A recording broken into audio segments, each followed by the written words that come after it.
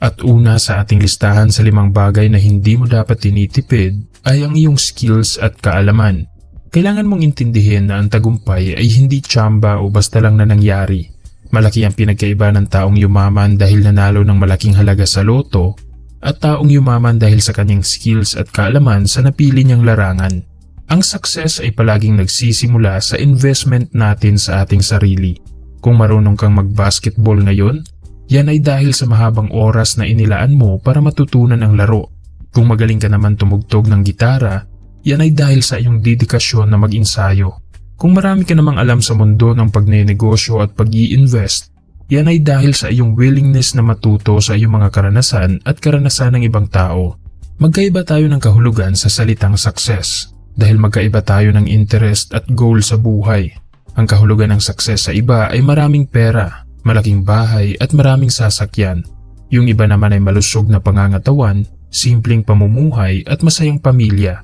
Kahit ano pa ang gusto nating maabot, mapamaterial man yan o kalusugan, hindi pa rin nagbabago ang principle na kung gusto mong maging successful, kailangan mong mag-invest sa iyong sarili. Gamitin mo ang iyong oras at pera sa mga bagay na marami kang mapupulot na aral. Huwag mong tipirin ang parting ito. Mag-invest ka palagi sa iyong sarili. Aralin mo lahat ng bagay na kailangan mong matutunan. Isipin mo na lang na kung hindi ka pa successful o hindi mo pa naabot ang uri ng buhay na gusto mo, ibig sabihin marami ka pang dapat matutunan. Ang uri ng buhay na meron tayo ngayon ay resulta lang ng ating mga desisyon. At ang nag-impluwensya naman ng ating mga desisyon ay ang ating isipan. Kaya ito ang dahilan kung bakit mahalaga ang mag-invest sa ating sarili. Kailangan nating mag-acquire ng kaalaman at mag-develop ng skills. Una nating trabahuin ang ating sarili dahil ito ang pinakasiguradong paraan kung paano yumaman at manatiling mayaman. Ang mga taong nanalo ng malaking halaga sa loto ay nakatsamba lang. Nakatanggap sila ng malaking halaga pero ang kanilang mindset at skills ay katulad pa rin noong mga panahong wala pa silang pera. Kaya ang common na nangyari sa kanila ay bumalik sa pagiging mahirap paglipas ng ilang taon.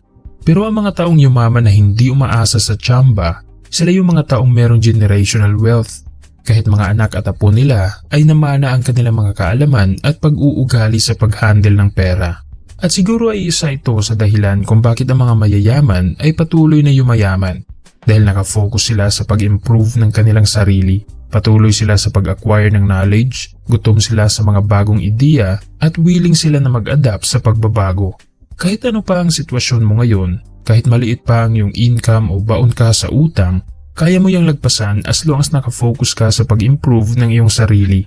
Tandaan mo na lang na ang success ay hindi mo yan dapat hinahabol. Kusay ang lalapit sa kung sino ang deserving.